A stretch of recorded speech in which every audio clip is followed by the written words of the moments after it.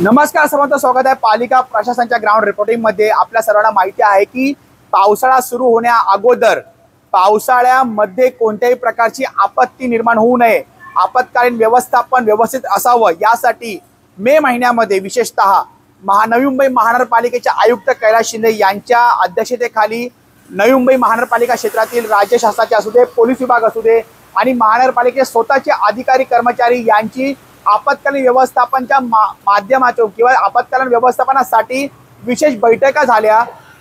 पूर्ण दिवसभर बैठका घेतल्या गेल्या, त्याच्यामध्ये अनेक निर्देश देण्यात आले। मात्र हे सर्व निर्देश आयुक्तांचे आणि नवी मुंबई महानगरपालिकेने घेतलेल्या आपत्कालीन व्यवस्थापन नियंत्रणाच्या सर्व बैठका फेल ठरत आहे। जर आपण बघितलं की या नवी मुंबई महानगरपालिका क्षेत्रातील तुर्भे विभागात असणाऱ्या सांडपाडा सबवेच्या मधील भरलेलं पाणी, साचलेलं पाणी आणि हे साचलेलं पाणी काढण्यासाठी, निष्कासित करण्यासाठी नवी मुंबई महानगरपालिकेच्या तुर्भे विभागाचे जे सांगितलंय की पंप हाऊस जे आहे ते लावण्यात आलेलं आहे। तुम्ही पंप हाऊस पाहू शकतात समोर, इथे 1 ते 2 पंप हाऊस चालू आहेत, मात्र फक्त लावलेले आहेत। मात्र त्यापैकी फक्त एकच पंप हाऊस चालू आहे। आता जो कॅमेरामॅन आमचा दाखवत आहे पंप हाऊस ते बंद आहे।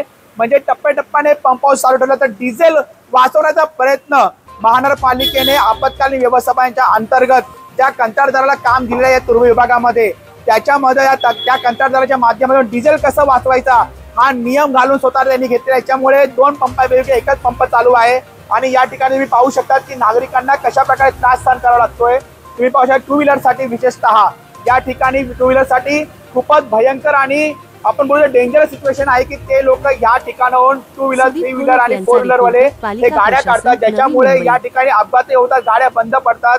तुर्भे विभाग कार्यालयातून कोणत्याही प्रकारचा अधिकारी कर्मचारी या ठिकाणी उपस्थित असल्यामुळे या ठिकाणी खोली माहिती पडत नाहीये नागरिकांना की या सबवेचा वापर करायचा की नाही।